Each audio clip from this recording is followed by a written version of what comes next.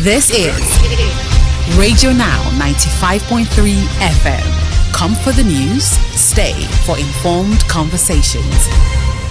Good morning and thank you for having me. It's a pleasure to have you on. I guess the question is the question. What would you say was the cost of the shutdown of business across 2 days, a day and a half really for some sectors?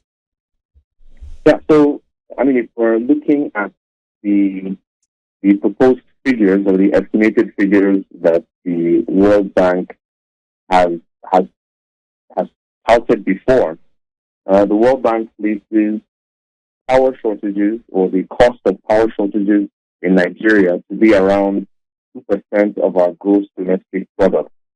And, the Guardian released some figures yesterday and claimed that translates to around $76.7 million.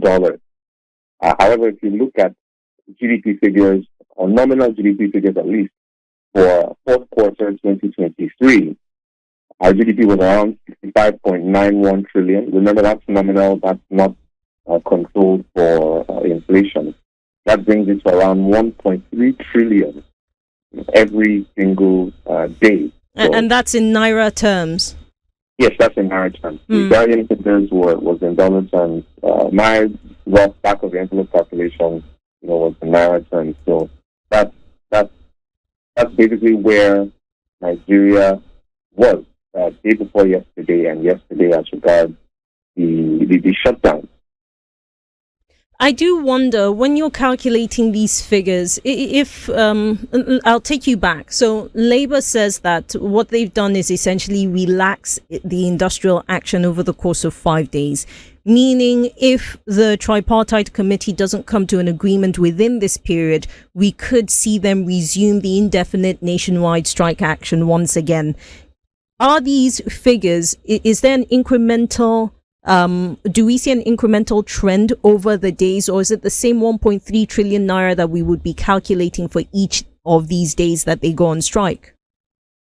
Yeah, I think it's definitely going to be additive. It's probably not going to be, it's not going to remain the same. So it's going to be in an increasing fashion because there are certain businesses that would make, an X figure of loss for 1 day. But it might become compounded where the power shortages extend for more than 1 day. So, for instance, where you have perishable goods, where you have some light manufacturing, and this could have a serious sense, even in terms of not just estimated GDP, but actual output, for manufacturers, and might cause even worse problems down the road, affecting even inflation, because once manufacturers, once producers, once distributors have these sort of shocks in terms of supplies, in terms of input, in terms of output, it will have multiplier effects for the rest of the economy. And these issues will cascade down to the rest of the economy. So it's imperative that the federal government arrives at something conclusive with labor.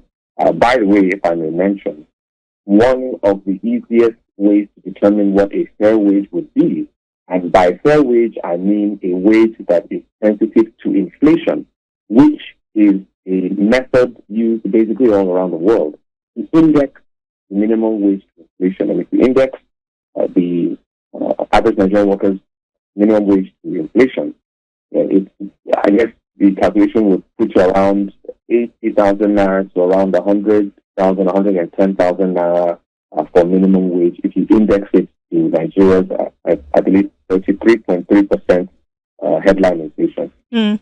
And just as we wrap up the conversation, speak to us on the possibilities of recovering this loss. What would that look like? Manufacturers, producers, distributors would have to ramp up production. They would have to make up for those, supply shortfalls, for those shortfalls in terms of input. And this would represent some kind of critical loss for them in their balance sheet. I suspect any shrewd businessman would want to make up for that loss by maybe working, an extra couple of hours to make up for that loss, in business, or that loss in revenue, or that loss in income. So it would mean additional, minor pressures on the on the infrastructure in terms of logistics, in terms of energy, and even in terms of human productivity. The average businessman would want to make up for that loss in terms of days. But what would I have gained if, the power shortages did not occur? And then they would try to make up for that loss. Mr. Kwaga, thank you so much for your thoughts and the information you've shared with us this morning.